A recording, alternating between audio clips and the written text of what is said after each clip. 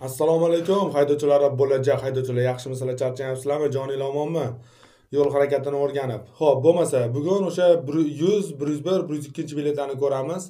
Oxirgi biletlar edi, lekin yana qo'shilganini hisobiga. O qo'shilganini ham bir narsa qilamiz. Xavotir olmanglar, hammasi yaxshi. Qolganini sekin-sekin chiqaramiz. Bunisi sal cho'zilib ketdi. Nimaga o'ziga yarasha sabablari bor. Уже men yangidan, ya'ni yo'l harakatini boshqatdan chiroyli, juda mazmunli qilib tushuntirishni boshlamoqchiman, dars chiqarishni boshlamoqchiman. Albatta biletlardan keyin ozgina kutasizlar, sabr qilasizlar. Xudo xolisa zo'r darslar oldinda. Hop, bizani qo'llab-quvvatlash uchun siz nima qila olasiz? Bizani qo'llab-quvvatlash uchun birinchi o'rinda shu videoga like bosa olasiz, podpiska tasha olasiz, ko'proq odamlarga tarqalish uchun bu videolarni jo'natsangiz ham bo'ladi. Misol uchun tanish bilishlarga odamlarga etishimiz kerak. Mana bizlar foydalanyapmizmi? Boshqalar ham mana shunaqa darslarni qidirib yurishgandir balki kimnidir shunaqa kurslarga borishga imkoni yo'qdir. Shuning uchun shunaqa videolarni tarqalishiga yordam berishingiz kerak. Shunda ko'pchilikka yordamimiz tegadi. O'zimizdan tashqari ko'pchilikka men orqali siz ham kimgadir yordam bergan bo'lasiz buni tarqalishini hisobiga. Tushunarli? Bo'lmasa hammasi yaxshi bo'ladi. Eng muhimi tez ishlayotganda bilim va e'tibor. Bilim bo'lmasa hech narsa bo'lmaydi. Shuning uchun birinchi o'rinda o'sha yo'l harakati qoidalarini o'rganing. Qoidalardan keyin tezdan ishlab ko'ring, o'zi zo'r bo'ladi hammasi. Xo'p, bundan keyingi masala, har doimgi masala, 3 ta darsdan beri aytayapman. Rahmat qo'llab-quvvatlayotganinglar uchun. Faqat bitta muammo, hali o'sha yetarli narsa yig'ilmadi, summa yig'ilmadi. Ya'ni shu moddiy texnik bazani to'ldirish uchun mayli, hech narsa qilmaydi. Agar mabodo sizga darslarimiz yoqayotgan bo'lsa, mana YouTube'da ham mani juda ko'p odam ko'ryapti, kommentariyaga yozishyapti, rahmat o'tdi. Mabodo agar imkoningiz bo'lsa, o'zingizni minnatdorchiligingizni bildirib, shu darsga ozgina yordam berish maqsadida qo'llab-quvvatlab ketsangiz bo'ladi. Moliyaviy, mana karta raqamlari, ana kuni bittasi shu videoni tagiga, bundan oldingi videoni tagiga yozyapti. Karta raqamingizni tashlang. Mana karta raqami, xohlasangiz tashlang, xohlasangiz tashlamang, bu ixtiyoriy, tushunarli? Xo'p, bo'lmasa boshladik. Tartibga solinmagan chorrahada qaysi belgi albatta to'xtashni talab qiladi? Qaysi belgini ko'rganda albatta to'xtaymiz? A belgi chiqib ketadi, chunki A belgi bu chorrahaga qo'yilmaydi. Bizdan chorrahada so'rayapti. A chiqib ketadi. Biz yo B ni yo V ni gaplashishimiz kerak. Hop, bizda ikkita belgini ham nomi, ata-anusi bor. Ikkinchi belgi B belgi 8 qirrali stop 205 to'xtamasdan harakatlanish taqiqlanadi. Ya'ni imtiyoz belgisi, u belgini ko'rganda albatta to'xtash kerak. Bu belgi 3 ta joyda qo'yiladi: karantin zonalarida, temir yo'l kesmalarida va chorrahalarda qo'yiladi. 3-chi belgisi, 3-chi V belgisi stop, oq stop esa 533 axborot ko'rsatish belgisi bo'lib, to'xtash chizig'i degan ma'noni bildiradi va svetoforning tartibga soluvchi taqiqlovchi ishorasida transport vositalari to'xtaydigan yo'nalishni bildiradi. To'xtaydigan yo'nalishni bildiradi. Zo'r. Xo'p, endi qaranglar, bu yerda nima deyapti? Qaysi belgini ko'rganda men albatta to'xtayman deyapti. Endi mana bu belgini ko'rganda biz to'xtashimiz kerak. 100% to'xtashimiz kerak. Chunki bu to'xtamasdan harakatlanishni taqiqlaydi. Xo'p, qayerda to'xtaymiz? Agar shu belgi turgan bo'lsa, chorrahada, shu mana bitta oq chiziq turibdi. Oq chiziqning oldiga kelib to'xtaymiz. Agar oq chiziq bo'lmasa, qatnov qismining kesishmasining chetiga kelib to'xtasak ham bo'ladi. Bu belgini tagida to'xtash shart emas. Chorrahada, temir yo'l kesmasida belgini oldida to'xtaymiz. Keyingi masala mana bu stop belgisi. Qaranglar, bu stop belgisi bitta o'zi qo'yilmaydi. Bu stop belgisi yo GAI bor joyda yoki svetofor joyda qo'yiladi. Bu belgi bu shu yerda to'xtash chizig'i borligini bildiradi. Endi siz aytishingiz mumkin, ana tagida turibdi-yu, 112 stop liniya nimaga bu belgi qo'yilgan? Qor yoqqanda yoki o'chib ketganda shu yerda stop liniya borligini bildirish uchun qilinadi. Bu belgida qachon to'xtaymiz? Qachon o qizil chiroq yonsa yoki GAI to'xtatsa, shuni oldiga kelib to'xtaymiz. Agar yashil bo'ladigan bo'lsa, to'xtamaymiz. Tushunarli? Bu faqat qizil ishorada to'xtashni talab qiladi. Shuning uchun javobimiz B bo'ladi. B belgini ko'rganda albatta nima qilamiz? To'xtaymiz. Eng qizig'i, qaranglar, tartibga solinmagan chorrahada deyapti. Tartibga solinmagan chorrahada B belgi qo'yiladi. Svetofor qo'yilgandan keyin u demak tartibga solingan bo'ladi. Demak, u tartibga solingan bo'lgandan keyin bu imtiyoz belgisi o'z kuchini yo'qotadi. Xo'p, mana bu vaziyatga qaraylik. Xo'p, mana shu vaziyatda aytdim-da hozir. Mana hozir yashil yonib turibdi. To'xtab keyin yurgin degan belgi ham bor. Shu vaziyatda haydovchi nima qiladi? Haydovchi harakatni davom ettirib ketaveradi. Chunki yashil ishora mana stopni bekor qiladi. Ya'ni svetofor ishoralari imtiyoz belgilaridan ustun. Agar mana svetofor ishlamaganda yoki bo'lmaganda edi, mana chiziqqa oldida to'xtab o'tib ketishimiz kerak edi. Xo'p, pastdagi vaziyatda qaraymiz. Mana shu pastdagi vaziyat, mana buni sherik edi. mana chorrahada qizil yondi, stop liniya yo'q, qayerda to'xtayman? Mana shu stoykadan o'tib ketmasligi kerak uchun. Mana shu yerdan o'tib ketmasligi kerak, shu yerda to'xtashim kerak. Tushunarli?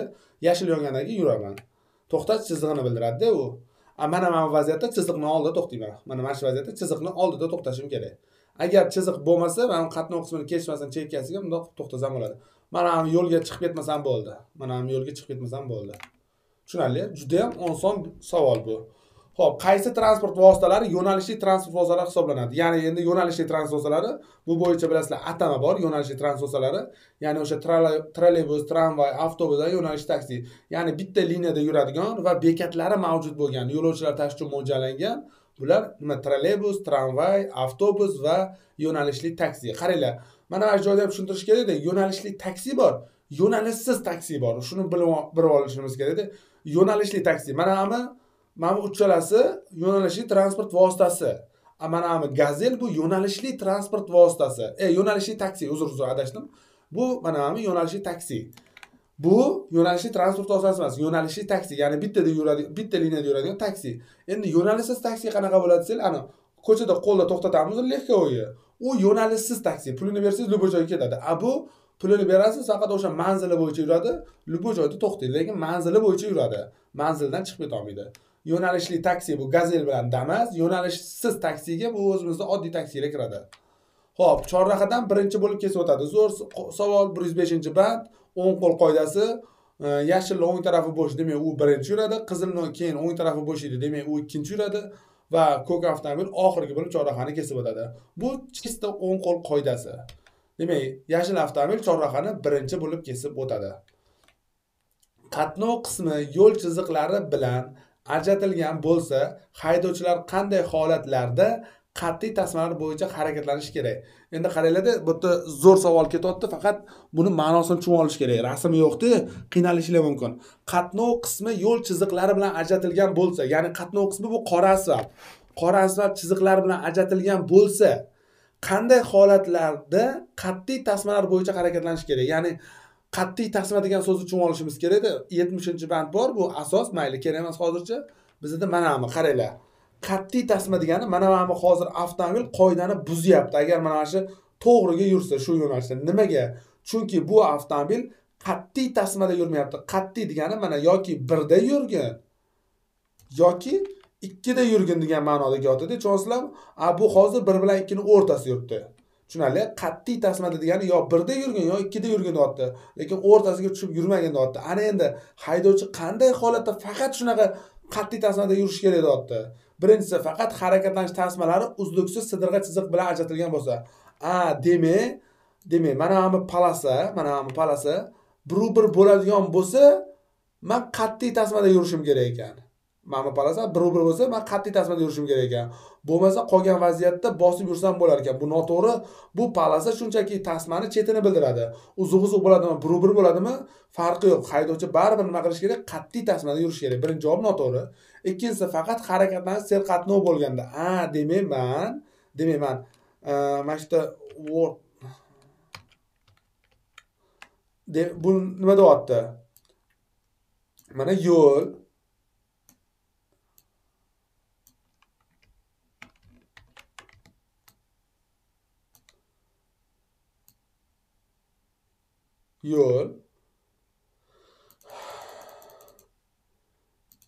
serqatnov bo'lganda yurgin deyapti. Endi mana bu yerda misol uchun mashinalar bor. Mashina. Bular bu yoqqa ketyapti, streshniy bular. Mana shunaqa mashina ko'p paytida men ketyapman. Mana shunaqa mashina ko'p paytida qat'iy tasmada yurgin deyapti. Shu mashinalar bo'lmasa, bemalol bunaqa chiziqqa bosib yuraveradi. To'g'rimi shu narsa? Noto'g'ri. Buni bilyapmiz noto'g'riligini. Demak, ikkinchi javob ham noto'g'ri. Uchinchisi, barcha holatlarda to'ppa-to'g'ri. Haydovchi harakatlanganda barcha holatlarda, bu ikkalasidan tashqari barcha holatlarda faqat qat'iy tasmalar bo'yicha yurish kerak. Faqat qayta tizilishda uzuq chiziqlarni bosib o'tishga ruxsat beradi. Xullas, sizda yo'lda yurayotganingizda farqi yo'q. Mashina ko'p bo'ladimi, kam bo'ladimi, chiziq uzuq bo'ladimi, sidirg'a bo'ladimi, farqi yo'q. Любой holatda siz qat'iy tasmada yurishingiz kerak. Qat'iy degani, ya'ni bitta palasada yurishingiz kerak. 2 bilan 3 bilan 4 o'rtasiga tushib olishingiz kerak. Masalan, Gurzoga o'xshab, tushunarli? Qat'iy tasma bo'yicha harakatlanishingiz kerak. Javobimiz shuning uchun ana usulib ham ketdi. Hop. Demak, barcha holatlarda. Keyingisi ko'rsatilgan belgilardan qaysilarining talabi bevosita o'rnatilgan joydan kuchga kiradi? Ya'ni shu belgilarning qaysi biri qoqilgan joydan amal qilishni boshlaydi deyapti. 3 ta belgi bor, A, B, V. Hammasi taqiqlovchi belgi bilan qo'llanildi. Zo'r savol bu ham hamchi. Mana bu belgi hozir qoqilgan joydan keyingi chorrahagacha shu yo'lda 80 dan tez yurmaslikni nima qilyapti? Taqiqlayapti. Ya'ni shu yo'lda harakatlanish tezligi 80. Mana mashitdan boshlanadi. Mana mashitdan boshlanadi to keyingi chorrahagacha. Ana endi shuni tagiga mana belgini qo'yadigan bo'lsak, mana mashitdan boshlanadi. Mana mashitdan boshlanadi to 100 metrgacha 80 tezlikda yurish. 100 metrgacha, tushunasizlarmi? Undan chorraha 500 metrda. Lekin mana shu 100 metr oralig'ida siz 80 tezda yurasiz, u yog'iga sal tezroq yurib ketishingiz ham mumkin yoki pastroq. Uni hech kim bilmaydi.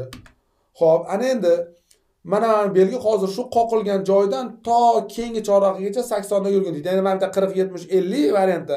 Nima 80 bilan ma'nosi o'zgarmaydi. Bizga eng asosiysi tezligi qo'shimchalari. Amma pastdagi belgi ham hozir qoqilgan joydan to chorrahagacha ta'sir qiladi.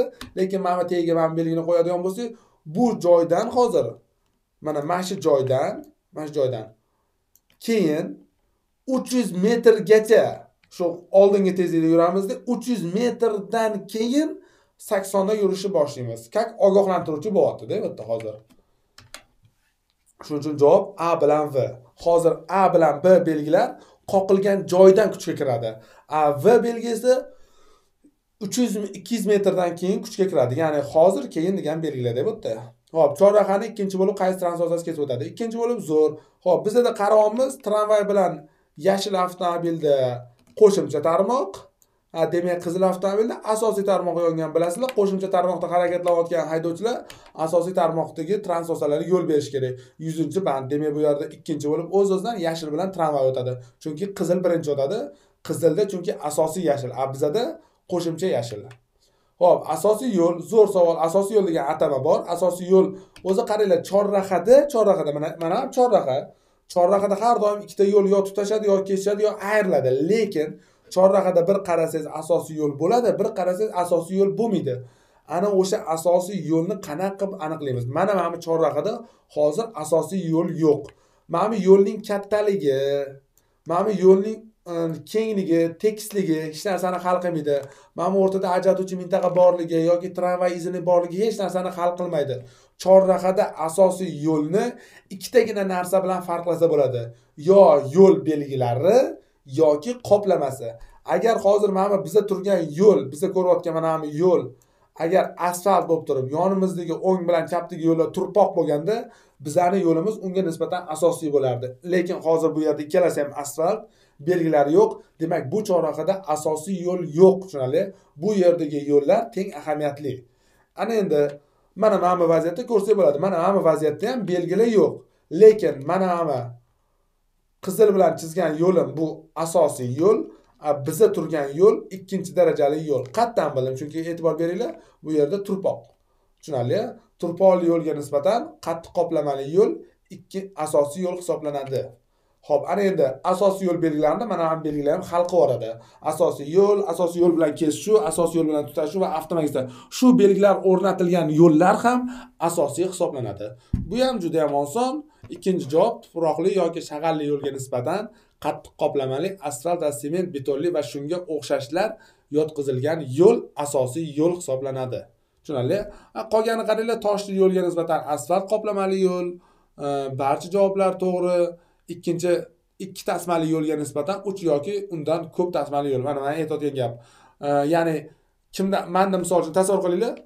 Tasavvur qilinglar, bizda ham ikkita palasa, mana bu yerda bitta tarafda 3 ta palasa. Bizda общий 4 ta, bularda 6 ta. Farqi yo'q. Palasalar hech narsani hal qilmaydi.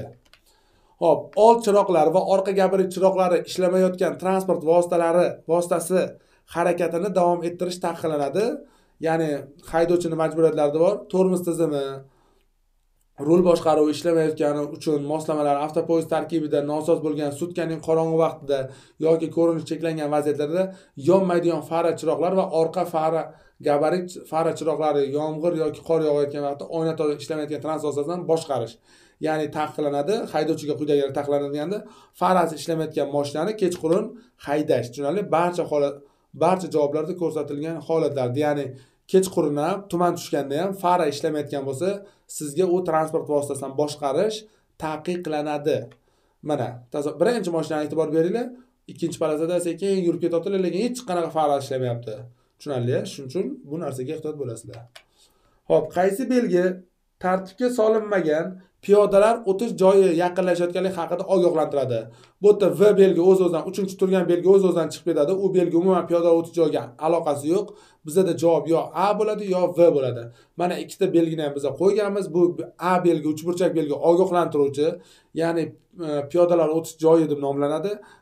B belgi ham piyodalar o'tish joyi deb ogohlantiradi, nomlanadi, lekin u belgining anusi, mohiyati u axborot beradi. Qaranglar, bu yerda savol ichida o'zi javobi bor. Mana savol ichida javobi bor, o'zi e'tibor berayotgan bo'lsanglar, yozilgan. Ogohlantiradi. Qaranglar, bu yerda ikkalasi ham piyodalar o'tish joyi. Faqat A belgi ogohlantiradi, B belgi axborot beradi. Ya'ni mana ham belgi haydovchiga ey deydi, baraka topib ko'r deydi. Sen deydi piyoda o'tish joyiga yaqinlashyapsan deydi, ogohlantiradi. Tezlikni kamaytirasiz. Mana belgini borgandan keyin ko'rasiz, u yerda zebra borligini, chegarasining qayerdaligini. Demak, javobimiz A bo'ladi. Yengil avtomobilning tormoz yo'li tormoz tizimiga ega bo'lmagan tirkama bilan harakatlanayotganda qanday o'zgaradi? Ya'ni zo'r savol. Mana ham yengil avtomobil o'zi yurib ketyapti, orqasida aravasi yo'q. 50 da ketyapti, bitta tormoz bosadi, 6 metr yo 7 metrda to'xtaydi. Endi mana ham persepni ilib olgan, bu persepda tormozi yo'q. Endi yana 50 da yurib ketyapti, bitta tormoz bosadi, bu 8, 9, 10 metrga aylanib ketadi. Chunki persepning og'irligi ham ana mashinani sal to'xtashiga qarshilik qiladi. Shuning uchun tormoz yo'li ortadi deymiz. Qanday o'zgaradi desa ortadi deymiz. Chunki uni tormoz tizimi yo'q edi. Agar tormoz tizimi bo'lganda edi, kechirasizlar, u o'zini o'zi to'xtatardi. Xo'p, keyingisi, yengil avtomobilning tom qismiga o'rnatilgan yukxonasidagi yukning balandligi maxsus moslamalar bilan mustahkamlanmagan holda velosipedlarni tashish bundan mustasno necha metrdan oshmasligi kerak? Bu savol oddiy. Mana bu yengil avtomobillar rasmi turibdi sizlarda. Mana mashina hozir tom qismiga yuk ortgan. Shuni balandligi necha bo'lish kerak deyapti. Mana shu necha bo'lish kerak balandligi? Shuni so'rayapti. Bunda bizda band bor. Mana velidan tashqari, mana velilarni hisobga olmaganda bizda 162-band bor. Quyidagi shartlarga amal qilganda yuk tashishga yo'l qo'yiladi. Yengil avtomobilning tom qismiga o'rnatilgan yukxonasidagi yukning balandligi 1 metrdan maxsus veli chiqib keladi va uzunligi avtomobilning gabaritidan 0,5 metrdan oshmasa. Ya'ni endi oldin eski qoidamizda mana shu yer sathidan 4 metrgacha mumkin edi yengil avtomobil tomiga. Ana endi bu qoida yo'q, tushunarli? Ana endi mana tom usti borki, mana yukxonaning ustidan tepaga 1 metr. Shundan oshsa siz qoida buzasiz. Tushunarli? Demak, javob 1 metr. Xo'p, quyidagi javoblardan qaysi birida yo'lovchi atamasi to'g'ri ta'rif ko'rsatilgan? Zo'r savol. Yo'lovchi o'zi yo'l harakati qatnashchisi 3 ta odamdan iborat, qatnashchidan iborat. Haydovchi, yo'lovchi va piyoda. Haydovchi bilan yo'lovchi transport vositasida bo'ladi, piyoda undan tashqarida bo'ladi. Bo'ldi. Demak, transport vositasi, ya'ni yo'lovchi bu o'sha transport vositasining ichidagi haydovchidan boshqa bo'lgan shaxs, haydovchidan tashqari hammasi yo'lovchi hisoblanadi va transport vositasiga chiqayotgan va tushayotganlarning hammasi nima bo'ladi? Yo'lovchi hisoblanadi. Mana transport vositasidagi haydovchidan tashqari shaxs. Shuningdek, transport vositasiga kirayotgan, undan chiqayotgan, o'tirayotgan yoki transport vositasidan chiqayotgan, undan tushayotgan shaxs ham yo'lovchi hisoblanadi. Ya'ni siz mashinaga o'tirmoqchimisiz, yo'lovchisiz. Tushmoqchimisiz, yo'lovchisiz. Tushunarli? Xo'p, bir yo'nalishda 3 va undan ortiq tasmali har qanday yo'lda yuk avtomobillarga chetki chap qatorni egallashga ruxsat etiladi. Zo'r savol. 67-band, 67-bandni 3-xat boshida adashmasam mana yozilgan. Yuk avtomobillari har qanday yo'llarda 3 ta va undan ko'p bo'ladigan bo'lsa, eng chetki chap qatorga chapga burilish va qayrilib olish uchun chiqa oladi. Mana qaranglar. Mana 3 ta qatorli yo'l. Mana ham o'rtadagi yuk avtomobili qaranglar to'g'riga yura oladi. O'ngga chapga yura olmaydi, chunki o'rta qatordan o'ngga chapga yurish mumkin emas. Mana 3-qatordagi mana yuk avtomobili tonnasini farqi yo'q. Tonna 1 tonna bo'lsa ham shu qoida ishlaydi. Mana ham yuk avtomobili hozir to'g'ri yura olmaydi. Chunki bizda 3-qatorga chiqildimi, chapga burilishga va qayrilib olishga majbur. To'g'ri yursa, u qoidani buzadi. Tushunarli?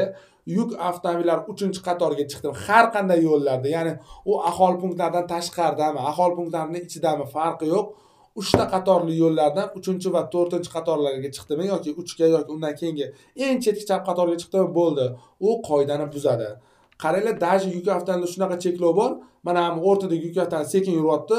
Orqadagi yuk avtomobil 3-qatorga chiqib, undan o'zib ketishga ham ruxsat berilmaydi. O'zib ketishga ham ruxsat berilmaydi. Tushunarli? U faqat 2 da yuradi. 3 ga chiqa oladi, faqatgina chapga burilish va qayrilib olish uchun. Tushunarli? Tonnasini farqi yo'q, aytib qo'ying.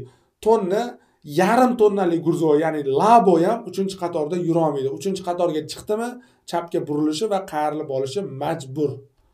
Keyingisi odam tashish uchun mo'ljallangan yuk avtomobili yukxonasida o'rnatilgan o'rindiqlar yukxona pastki qismidan qancha balandlikda mahkamlangan bo'lishi kerak. Ya'ni mana qaranglar, yuk avtomobili yukxonasida odam tashimoqchiman, bilasizlar, o'ta o'rindiq bo'lishi kerak. Odamlar o'tirish uchun ana o'sha o'rindiqning balandligi necha bo'lishi kerak deydi. 153-bandda yozilgan. O'rindiqning balandligi 0,3-0,5 metrdan balandlikda, 0,3-0,5 metr balandlikda mahkamlangan o'rindiqlar jihozlangan bo'lishi kerak. Ya'ni 0,3-0,5, ya'ni 30-50 sm oralig'ida o'rindiq mahkamlangan bo'ladi va o'rindiqlarda o'tirib odam tashisa bo'ladi. Keyingisi oq qizil 1.14 zebra yo'l chizig'i qanday joylarda piyodalar o'tish joyini belgilash uchun chiziladi? Ya'ni mana bu oq qizil zebra qayerda chiziladi? Oq qizil zebra, eslab qolinglar, maktab va maktabgacha ta'lim muassasasi oldida, ya'ni maktab bog'chalari oldida chiziladigan chiziq hisoblanadi. Tushunarli? Maktab va maktabgacha ta'lim muassasasi. O'zi qaranglar, bizda 4 ta zebra bor. Oq zebra bor, oq sariq zebra bor, mana bunaqa yo'naltirgichli zebralar bor va oq qizil zebra bor. Eslab qolinglar. Mana bu boshida mashindan dars o'tganda bitta negativ yozuvdi. Mana bu oq sariq, oq, mana bu chizilaveradi, farqi yo'q. Bozordami, farqi yo'q. Buni, короче, zebra kerakmi? Sizda 3 ta zebra bor. Xohlaganingizni chizing. Skladda faqat oq kraska bormi? Oq chizib qo'ying bo'ldi. Agar oq bilan sariq bormi, oq sariq aralashtirib chizing, farqi yo'q. Agar o'sha yerda odamlar ko'pmi, mana bunaqa yo'naltirgichli, yo'nalishli chizib oling, bo'ldi, farqi yo'q. Xohlagan joyingizda chizsangiz bo'ladi ham uchtani. Oq sariqni, oqqa mana strelkalikni xohlagan joyingizda chizsangiz bo'ladi. Lekin agar maktab bog'chani oldiga zebra chizmoqchimisiz, unda siz oq qizil zebra chizishingiz kerak. Endi uni siz chizmaysiz, odamlar chizadi. Ya'ni maxsus tashkilotlar chizadi o'sha yo'lga taalluqli. Uni ularga tegishli gapda, tushunyapsizmi? Lekin mana oq sariq, oq, mana strelkali, mana shu joyda chizilishi kerak degan qoida yo'q. Qancha sizga zebra kerakmi, mana shu uchalasini chizavering. Lekin sizga maktabda oldi zebra kerakmi, demak, qizil zebrani chizsangiz bo'ladi. Tushunarli? Keyingisi, qizil oq zebrani chizishingiz kerak o'sha. Chunki u qoidaga kiritildi. Siz aytishingiz mumkin, bizning mahallada yo'q unaqa. Endi boradi. Endi boradi, xudo xolasa. Siz faqat kuting. Xo'p. Umidni to'xtatib qo'ymang. Keyingisi, bu yotiq chiziq bildiradi. Ya'ni qaranglar, bu chiziq bu. Qora asfaltga chizilgan oq chiziq. Bu chiziq nimani bildiradi? Mana shu chiziq so'rayapti. Buni chiziq mana bunaqa sheriklari bor. 1.18 chizig'i hisoblanadi. Chorrahada tasmalar bo'laklar bo'yicha ruxsat etilgan harakatlanish yo'nalishlarini ko'rsatadi. Ya'ni bu chiziqlar chorrahaga yaqinlashganingizda shu qatordan qaysi tomonga yurish kerakligini nima qiladi? Ko'rsatadi. Ya'ni ikkinchi javob o'qisangiz, shu javob yozilgan chorrahada tasmalar bo'yicha ruxsat etilgan harakat yo'nalishini ko'rsatadi. Ya'ni mana hozir men ikkinchi qatorda to'g'riga va o'ngga yurishi mumkin. O'zi aslida mana bu turgan qatordan o'ngga mumkin emas. Lekin mana bu chiziq bilan ruxsat bersa, o'ngga ruxsat bo'ladi.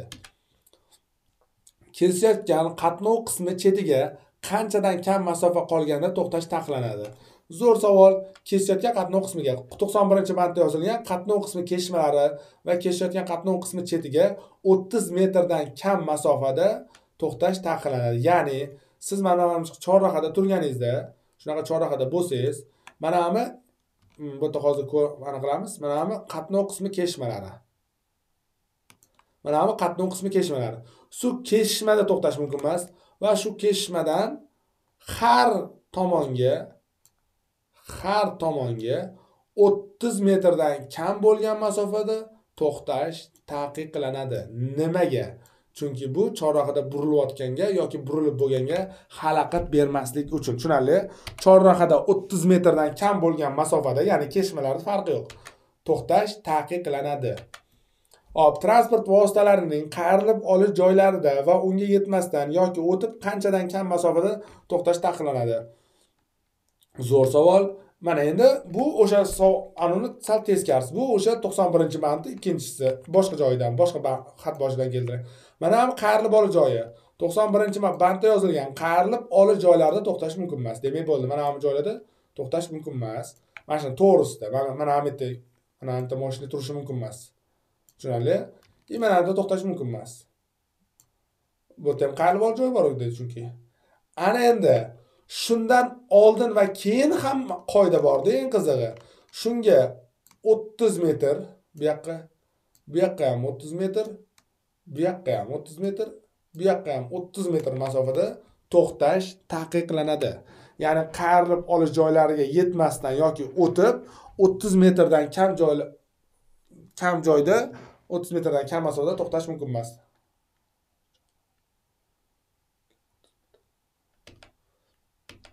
Keyingisi, odam tashish uchun mo'ljallangan yuk avtomobil yukxonasida bortning balandligi. Zo'r savol. Bort balandligi. Ana endi boya biz bildik. Agar men yuk avtomobil yukxonasida odam tashlamoqchi bo'lsam, o'rindiq qo'yishim kerak. O'rindiqning balandligi 0.3-0.5. Ana endi orqasidagi bort so'rayapti. Mana bu bort bor, mana shu bort so'rayapti. Shuni ichidan kam bo'lmasligi kerak.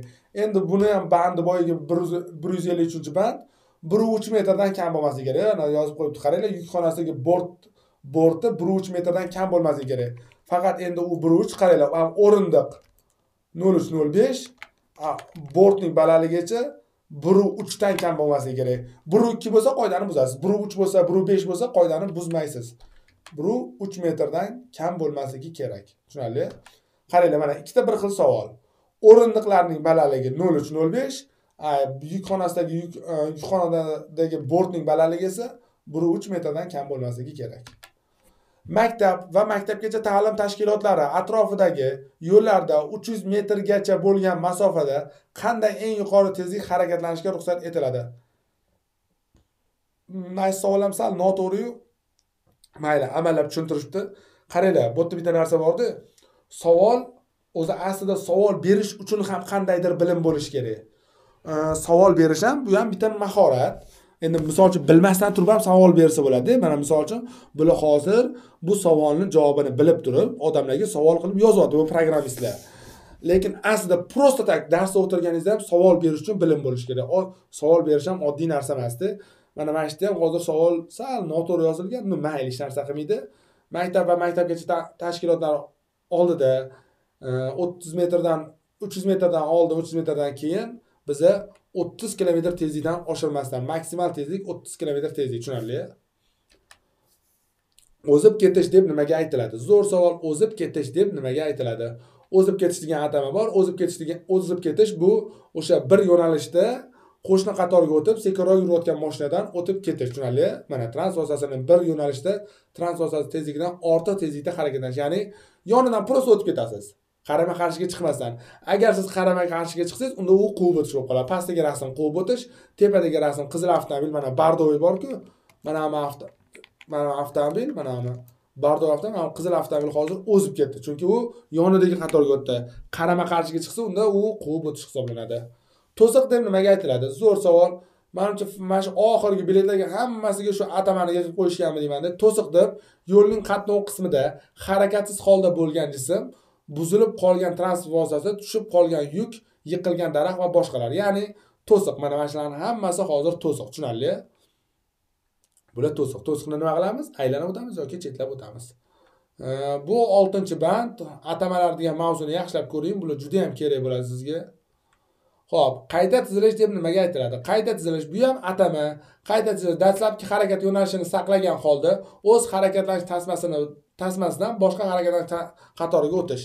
Ya'ni qaranglar, mana qizil avtomobil harakat yo'nalishini o'zgartirmasdan shunchaki 3-qatordan 2-qatorga o'tishi bu qayta tizilish hisoblanadi. Tushunarli?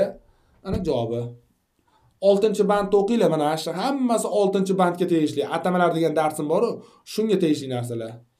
Quyidagi javoblardan qaysi birida xavf? Qaranglar, bu ham atama. Mana ham atama. Bundan oldingisi ham atama. Hamma atamani bitta joyga yig'ib qo'yganman bular. Quyidagi javoblardan qaysi birida xavf atamasi to'g'ri ta'rifi ko'rsatilgan? Xavf atamasi yo'l harakatiga xavfsizligiga xavf soluvchi har qanday omil. Mana bu normalniy bir 1,5 tonnali haqiqiy xavf. Tushunarli? Xavf soatdim hozir bizga, demak bu xavf hisoblanadi. Bo'ldi. Bizon. Yengil avtomobilning tom qismiga o'rnatilgan yukxonasidagi yuk tashdi, yukning uzunligi avtomobilning gabaritidan necha metrdan oshmasligiga yo'l qo'yiladi. Boyagi band, bu ham yengil avtomobilning tom qismiga o'rnatilgan yukning endi gabarit uzunligi 0,5. Tushunarli? 0,5 metrdan oshmasligi kerak. Xo'p, mana bu yerda ham ikkita bir xil savol. Yengil avtomobilning tom qismiga o'rnatilgan yukxonasidagi yukning balandligi 1 metr, o'ngdagi rasm, oldi orqasiga chiqib turishi 0,5. Tushunarli? Piyodalar o'tish joyiga qancha masofa yetmasdan to'xtash va to'xtab turishga ruxsat beriladi. Bu ham 91-band. Piyodalar o'tish joyiga yetmasdan 10 metrdan kam bo'lgan masofada to'xtash va to'xtab turish taqiqlanadi. Qaranglar. Mana bu yerda mana mashinaga rangi g'alati ekan. Mana bu mashina qoidani buzdi, chunki 10 metrdan kam va ustida to'xtash mumkin emas. Bu ham kam. Mana bu ham buzdi, qoidani buzdi, chunki 10 metrdan kam. Lekin mana bu yerga o'tgandan keyin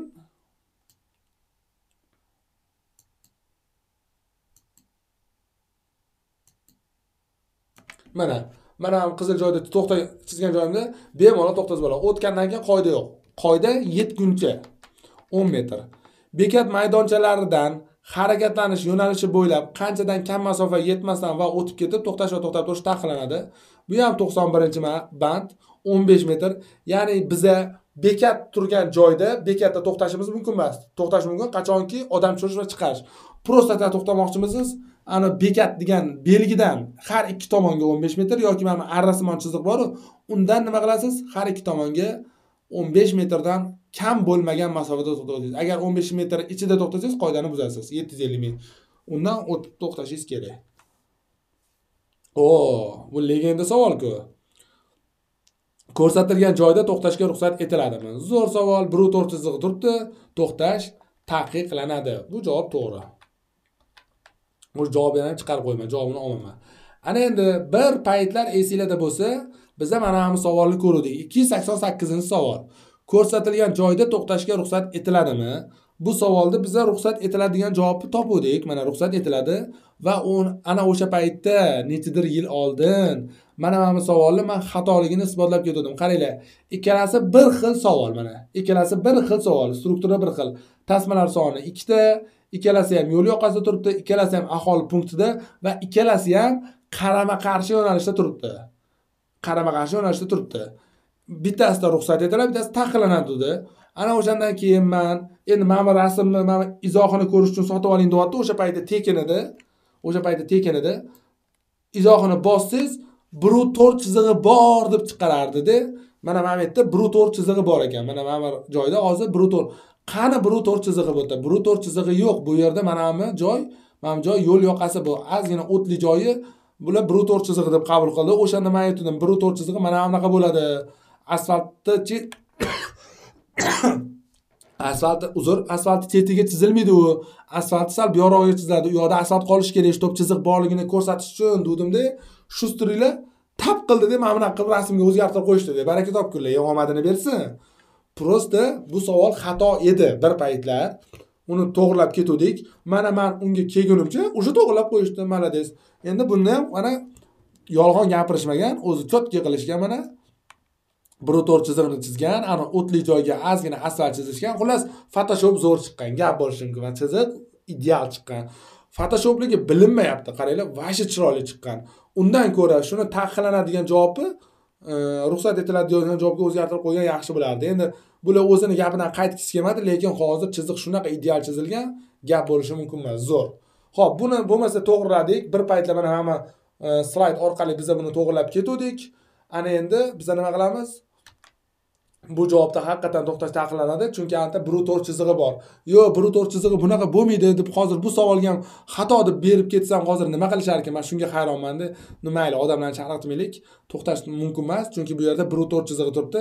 Agar men brutor chizig'i bo'lmaganda qarama-qarshiga o'tib to'xtash mumkin bo'lar edi, tushunarli? 88-band. Xo'p, ana endi mana o'zgargan versiyasi. Oldin qanaqa edi, hozir qanaqa? Mana shu ikkalasi bir xil savol. Ana 2018 bir paytlar uni chizig'i yo'q edi, bir paytlar chizig'i bor edi. Bular mana o'zingizlar e'tibor beringlar. Telefonni programmistlar ham eshitadi meni, bu aniq. Bular nima deydi? Bu sohani mutaxassislari emas. Bular kompyuterni zo'r tushunadi. Ular qayerdandir savolni oladi, savolni qo'yadi, shuni orqasidan pul ishlashadi. Omadini bersin. Biza mana programmaga ishonib qolmasligimiz kerak. Bu programmadagi savollar imtihonda tushadi deb o'ziga ham kafolat bera olmaydi. Balki o'sha programmani yaratgan odamlarning o'zini pravasi yo'qdir. Tushunyapsizlarmi? O'zi prava olmoqchidir balki hali endi. Bu savollar imtihonda tushadi deb hech kim kafolat bermaydi. Siz qoidani o'rganing, bu programmadan shunchaki o'zingizni bilimingizni sinab ko'ring, bo'ldi, tamom. Bular hozir mana 112 dan keyin yana qanaqadir biletlar chiqardi. Uni ham yarmidan ko'p xato. Ular zo'r hozir zo'r yo'lini o'rganib oldi. Menimcha taktikasi shunaqa ularni. Hozir biza savol qilaveraylik, chiqaraveraylik, xatosini Farruh barib o'rgatib ketadi deyapti. Deb o'ylayotgandir balki. Xatosi bo'lsa Farruh barib etib ketadi, shunga qarab to'g'rilab qo'yamiz deb savollarni pala-partish qo'shib tashlashdi. Ana endi zo'r narsa boshlanadi. Men hozir 111 danmanmi? 111 oxirida qolmani, 100, 101, 102 ekan, uzr. 102 ni qolmani, 103 dan ko'radi. To'g'ri savoli to'g'ri, noto'g'risi noto'g'ri deb, lekin negaligini aytmayman. Bo'ldi, shundoq qolib ketadi. Ular o'sha ozgina o'zligi izlanish kerak. U hali u surpriz bor, zo'r padarka bor ularga. Ana endi bitta zo'r narsa ko'rsataman. Mana ham savolga e'tibor beramiz. 288-savol. Endi mana bu savolga e'tibor beramiz. Bu ham 288-savol. Endi ikkita rasmda qaranglar. Ikkita rasm bir xil, deyarli bir xil. Savol bir xil, javoblari bir xil. Faqat e'tibor beraylik. Bittasida qizil mashina bizaga qarab turibdi, bittasida qarama-qarshi qarab turibdi. Bu testni o'zida bitta savolda ikki xil rasm qatnashgan. Bular shunchaki ko'r-ko'rona ko'chiradi. Mana qarang, o'ngdagi rasmda belgiga orqasini qarab turibdi, chapdagi rasmda belgiga oldini qarab turibdi. Bitta rasmning o'zida ikkita savol. Siz o'ylaysiz, mana shu programmadagi savollar tushadi. Bu programmadagi savollar oddiy savollar, odamlar o'zi uchun yasagan. Bo'ldi, bular tushadi deb kafolat berilmaydi imtihonda. Qoidani o'rganing. Mana bitta savolning o'zida ikki xil ko'rinish bo'yapti. Unaqasi bo'lishi mumkin emas-ku, savol bitta-yu. Ana endi bular nimadan kelib chiqdi deganda men buni tekshirib ko'rdim. Bizda bilasizlar, nastroykasida, bu programma nastroykasida mana bitta rasmlar degan joy bor. Mana rasmlar guruhini tanlang. Birinchi guruh mana bu guruh, ikkinchi guruh mana pastdagi guruh, sal yengilroq variantda, tepasi va sal eskiroq variantda. Zo'r. Eng qizig'i chapdagi rasm birinchi guruh rasmlari, o'ngdagi rasm ikkinchi guruh rasmlari. Ya'ni guruh o'zgarganda rasm o'zgarib ketadi. O'zi aslida o'zgarmasligi kerak. O'ngdagi rasm ham yotib bu yoqqa bizga qarab turish kerak yoki chapdagi rasm ham bu yoqqa qarab turish kerak, bilmayman. Xullas, bunaqa xato kamchiliklar ko'p bu programmada. Bu programmaga ishonib imtihonga bormang. Undan ko'ra qoidani o'rganing, любой savol kelsa ishlayverasiz. Tushunarli? Eng qizig'i izohini sotib olmang. Xo'p, mana sizlarga tayyor. O'sha o'zi bir xil qoidani savoli, Mana bu yerda ham o'zi ruxsat etiladigan javob to'g'ri bo'lish kerak edi aslida. Aslida shunaqa bo'lish kerak edi. Lekin ming afsus, bular brutor chizig'ini chizib taqiqlanadigan javobni asoslab qo'yishdi. Bu normal, yomon emas. Men chapdagi o'ngdagi rasm ikkitasini tushuntirdim. Ikkalasi bir xil savol, 288, lekin bittasi orqasi bilan turibdi, bittasi oldi bilan turibdi. Xullas, bunaqa jak kuchli ishonib qolmanglar. Mazkur yo'l belgisi vaqtinchalik hisoblanadi. Eslab qolinglar, vaqtinchalik belgilar ikkita xususiyatga ko'ra farqlanadi asosiy belgilardan. Birinchisi bu orqa foni sariq bo'lgani, ikkinchisi esa bu yerga qotirilmagani. Qaranglar. O'zi doimiy belgilar mana bu belgilarga o'xshab yerga qotiriladi. Mana ham hozir yerga qotirilgan, lekin orqa foni sariq, demak bular vaqtinchalik. Tushunasizlarmi?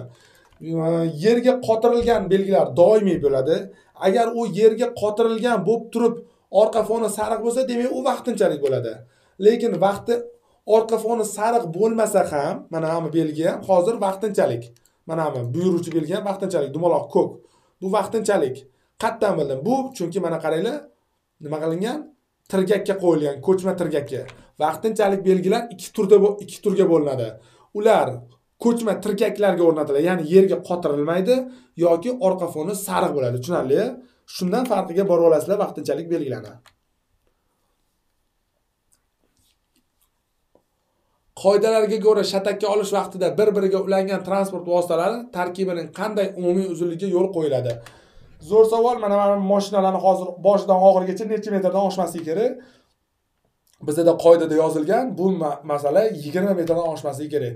Farqi yo'q. Kim kimni shatakka oladi, qayerda oladi, qaysi usulda oladi, qaysi ulagich bilan oladi, umumiy uzunlik 20 metrdan oshmasligi kerak. Tushunarli? Farqi yo'q. U yengilmi, avtobusmi, umuman farqi yo'q. Mana bu yerdan mashgacha 20 metr. Mana bular ham shunaqa bo'lish kerak. 20 metrdan kam bo'lmasligi kerak. 20 metrdan ortiq bo'ldimi, o'sha shatakka olish qoidalarini buzasiz va jarimaga tortilasiz. Bo'lmasa hammaga rahmat. Bo'ldi, bizning darsimiz tugadi. E'tiboringiz uchun rahmat. Yo'l harakatini o'rganishda charchamanglar. Eng muhimi o'sha gap, bilim va e'tibor. Vaqtingizni olganim uchun uzr. Agar darsimiz yoqqan bo'lsa, yana bitta like bosib qo'yishni eslatib o'taman. Hammaga rahmat. Sog' bo'lasizlar.